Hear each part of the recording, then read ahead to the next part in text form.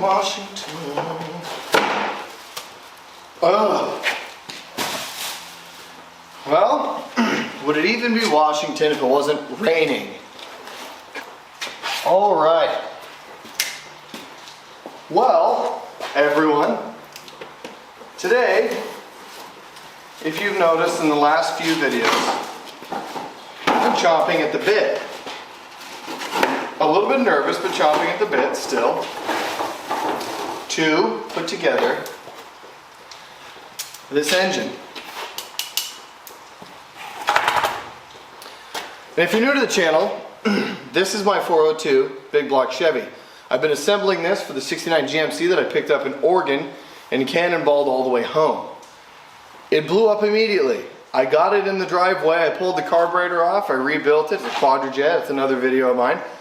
I put it back on and I revved it up and I was like, hell yeah, secondary's opened, and at 2,500 RPM about, I was like, wham, and then it went skirt, and then it just torched everything. Not everything, it just, destroyed all the bearings, except for the cam bearings.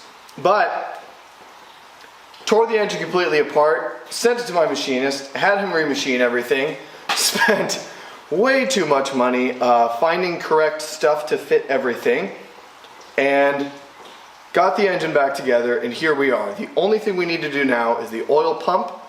I have a hardened shaft, and we're going to install that, get all that good to go, slap on the carb plate. But first things first, I'm going to take these valve covers off, I'm going to spin this, and I'm going to do everything from the bottom of the block down and just have it completely sealed up. I may even throw on the, no, I should do top dead center first, but boom. That's the plan. So let's get after it. I'm sick of talking. All this talk. Too much talk. Pitter patter. But first things first, I'm going to take these valve covers off, I'm going to spin this, and I'm going to do everything from the bottom of the block down and just have it completely sealed up. I may even throw on the, no, I should do top dead center first, but boom. That's the plan. So let's get after it. I'm sick of talking. All this talk. Too much talk. Pitter patter. What the fuck was that?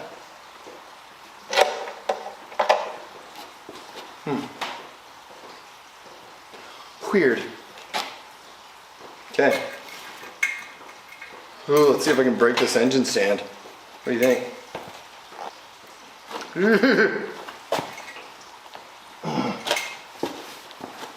Okay.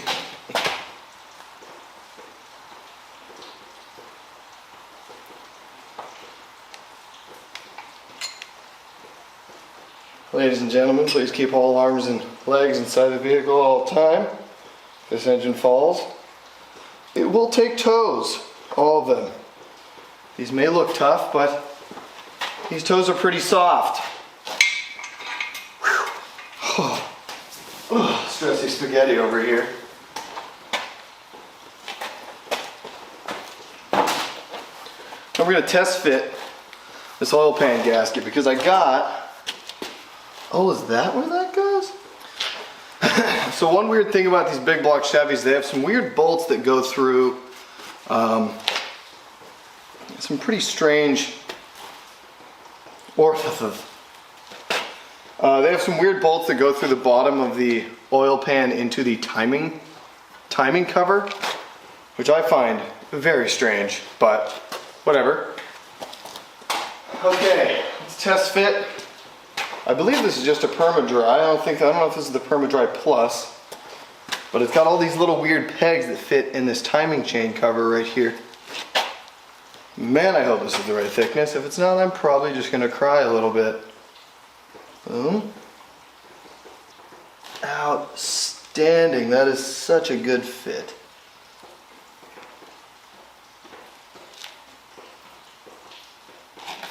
Might be a little tight on that end, but a little bit of RTV in some of these spots that are that are different leveled machine, different machine surfaces will need some sort of RTV, such as like, there's a little notch, right around there, and right here on the other side, and then in between the timing cover and the block right there. But that's okay, that's not bad. All right, well, you guys didn't see, I just cleaned the oil pan using gutter water, so literally I held it under where the gutter is overflowing, and that's probably the jankiest thing I've done in a while. But enough talking about it. Pan's clean. I got the gasket. I got RTV. Let's slam this thing in and have it sealed up, man, finally.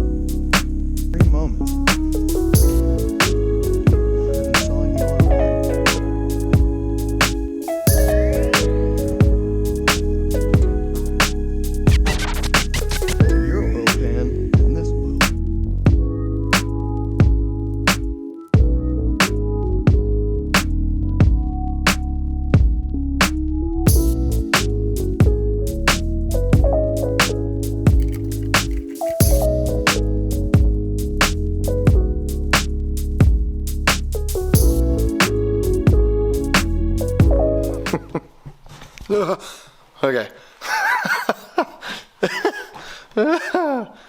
So, in my moment of panic, I found a bolt that worked for what I needed it to, so I used it. That was kind of a pain. I had to bend this little flange to get that bolt actually going correctly. Pretty flimsy timing chain cover. I can't wait to build a big, fancy, expensive big block where everything goes together perfectly because it's aftermarket stuff. It's more quality stuff. So if you look, you know, like cool, regular old patinaed bolt. Excuse me. What's that? I believe that would be a cam bolt. But you know what? That's okay because oil pan is on. And now we can spin this engine over. Actually, we can do the oil filter stuff. Yes. Oil filter stuff. When I say oil filter stuff, I mean oil adapter plate. So these are bigger than 1/4 inch bolts, which would be 7 to 8 foot-pounds. So these would actually end up being 13 to 15, I think, or 11 to 15, 11 to 13. Probably 13. We'll just go right smack dab in the middle. But what I mean by that is I'm going to torque it. I'm just going to kind of feel it. I can feel it. I'm in a very singy mood right now for some reason. Probably because my engine is, you know, there's not a lot of things keeping me from actually putting this in the truck. Ooh, ooh.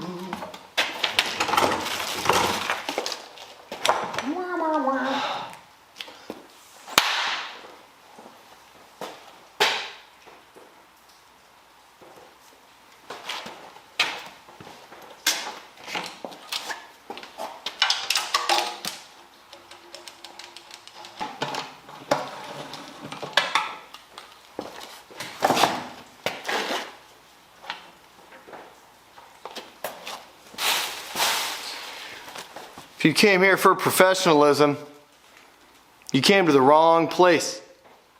Okay? You understand me? Look at me. Wrong place. Yes, I forgot to put in the oil pump. So, here I am.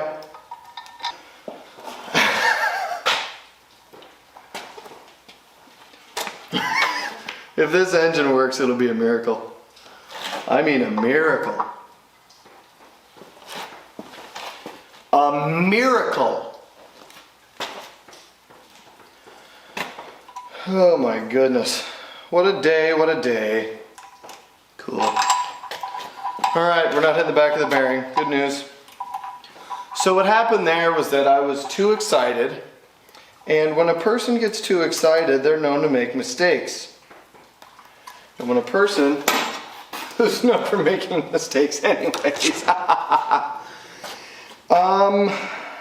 gets excited about something like that, you know, stuff happens. And when stuff happens, as long as you catch it in the right amount of time, it's not an issue, you know? Do you know? Can you imagine, and I'm sure somebody out there has done this, or maybe not, I would have been the first person to build an engine, install it, and fire it up only to realize, oh, there's no oil pressure because there's no oil pump. Okay.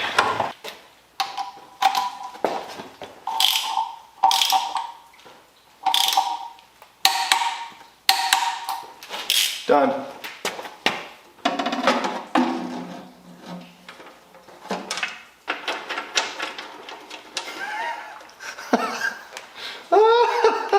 What an idiot. What an absolute idiot.